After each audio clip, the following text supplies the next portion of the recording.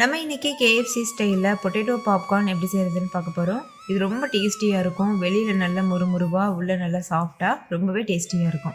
செய்கிறதும் ரொம்ப ரொம்ப ஈஸி. வீடியோ படி ஆசிட்டிஸ் அப்படியே செஞ்சிங்கன்னா நீங்களும் இதே மாதிரி பெர்ஃபெக்டான பாப்கார்ன் செய்ய முடியும். ஓகே, இப்போ வாங்க இந்த ரெசிபி எப்படி செய்கிறதுன்னு பார்க்கலாம். ஹாய் ஃப்ரெண்ட்ஸ், என் பேர் Abhi. Welcome to Indian recipes Tamil. வீடியோக்குள்ள போகிறதுக்கு முன்னாடி நம்ம சேனல் இந்தியன் ரெசிபீஸ் தமிழை சப்ஸ்கிரைப் பண்ணிக்கோங்க. கூடவே இருக்க பெல் சிம்பலையும் கிளிக் பண்ணிக்கோங்க.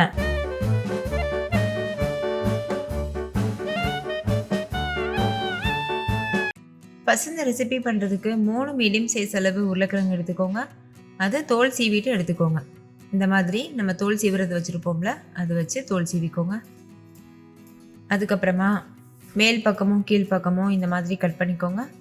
ஈவனாக இருக்கணும், அதுக்காக கட் பண்ணிவிட்டு நம்ம ஃப்ரெஞ்ச் ஃப்ரை பண்ணுறதுக்கெலாம் கட் பண்ணுவோம்ல உருளைக்கிழங்கு நீளமாக, அந்த மாதிரி கட் பண்ணிக்கோங்க. ரொம்ப மெல்லிசாகவும் இருக்கக்கூடாது, ரொம்ப தடிமனாகவும் இருக்கக்கூடாது. இந்த அளவுக்கு சைஸில் இருக்கணும், இது கரெக்டாக இருக்கும்.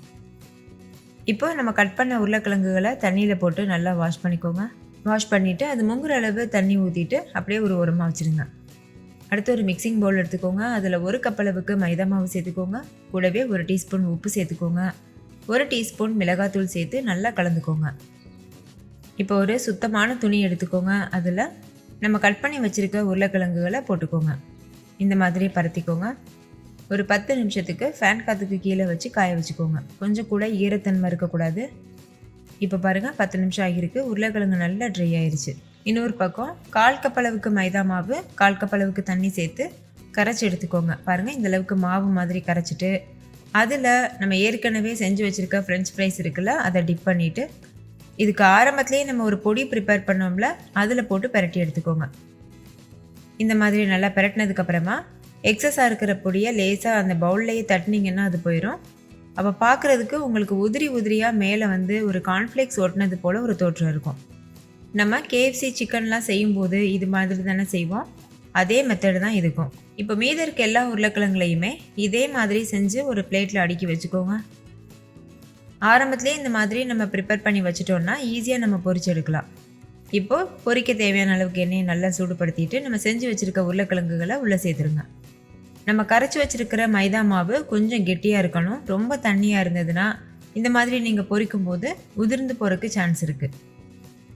இது ஒரு 10 நிமிஷத்தில் இந்த ரெசிபி நம்ம செஞ்சு முடிச்சிடலாம். ரொம்ப ரொம்ப ஈஸியான ஒரு ரெசிபி. தேவையான பொருட்களும் ரொம்ப ரொம்ப கம்மி. இப்போ இதை எண்ணெய் உள்ள போட்டதும் உடனே நம்ம கரண்டி வச்சு கிளறக்கூடாது. ஒரு நிமிஷத்துக்கு அது நல்லா அந்த எண்ணெயிலே வேகட்டும். அதுக்கப்புறமா நம்ம கரண்டி வச்சு திருப்பி விட்டுக்கலாம். இப்போ பாருங்கள், 1 நிமிஷத்துக்கு அப்புறமா நல்லா இந்த மாதிரி 2 பக்கம் திருப்பி விட்டு எண்ணெயோட சலசலப்பெல்லாம் அடங்கிட்டு மேலே இருக்க பகுதி நல்லா முறுமுறுவாக வர வரைக்கும் நல்லா வேக வச்சுக்கோங்க. இப்போ உங்களுக்கு பார்க்கும்போதே தெரியும், இந்த எண்ணெயோட சலசலப்பு தன்மையெல்லாம் முழுமையாக அடங்கியிருக்கு. இந்த அளவுக்கு கலர் ஒரு பொன்னிறமாக வந்ததுக்கப்புறமா நம்ம வெளியில் எடுத்துடலாம். அவ்வளோதான், ரொம்ப டேஸ்டியான கேஎஃப்சி பொட்டேட்டோ பாப்கார்ன் சூப்பராக தயாராகிருச்சு. கண்டிப்பாக நீங்களும் இதே மெத்தடில் ட்ரை பண்ணி பாருங்கள். குட்டீஸ்லேருந்து பெரியவங்க வரைக்கும் என்ஜாய் பண்ணி கேட்டு வாங்கி சாப்பிடுவாங்க. நம்ம கடைகள்லேருந்து இந்த மாதிரி ஸ்நாக்ஸ் வாங்கி கொடுக்குறத விட நம்ம வீட்டிலையே செஞ்சு கொடுக்கும்போது திருப்தியாகவும் சாப்பிட்லாம், அதே மாதிரி ஹெல்த்தியாகவும் ஹைஜீனிக்காகவும் இருக்கும். இது நீங்கள் டொமேட்டோ கெச்சப் கூட வச்சு சர்வ் பண்ணலாம். அப்படி இல்லைனா மயோனைஸ் கூட வச்சு சர்வ் பண்ணலாம். ஹோம்மேட் டொமேட்டோ கெச்சப், அதுக்கப்புறமா ஹோம்மேட் மயோனைஸ், இந்த 2 வீடியோவுமே நான் அப்லோட் பண்ணியிருக்கேன். வேணா செக் பண்ணி பாருங்கள், உங்களுக்கு யூஸ்ஃபுல்லாக இருக்கும். நீங்களே பாருங்கள், பார்க்கும்போதே உங்களுக்கு தெரியும், வெளியில் நல்ல முறுமுறுவாக உள்ள சாஃப்டாக இருக்கும். சாப்பிட்றதுக்கு ரொம்பவே டேஸ்டியாக இருந்தது. ஸோ மிஸ் பண்ணிடாமல் ட்ரை பண்ணி பாருங்கள். ஓகே ஃப்ரெண்ட்ஸ், இந்த வீடியோ உங்கள் எல்லாருக்கும் ரொம்ப பிடிச்சிருக்கும்னு நம்புறேன். பிடிச்சிருந்தா லைக் பண்ணுங்கள், உங்கள் ஃப்ரெண்ட்ஸ் கூட ஷேர் பண்ணுங்கள். நீங்களும் செஞ்சு பார்த்துட்டு டேஸ்ட் எப்படி இருந்ததுன்னு கமெண்ட்டில் சொல்லுங்கள். தேங்க்யூ, பாய்.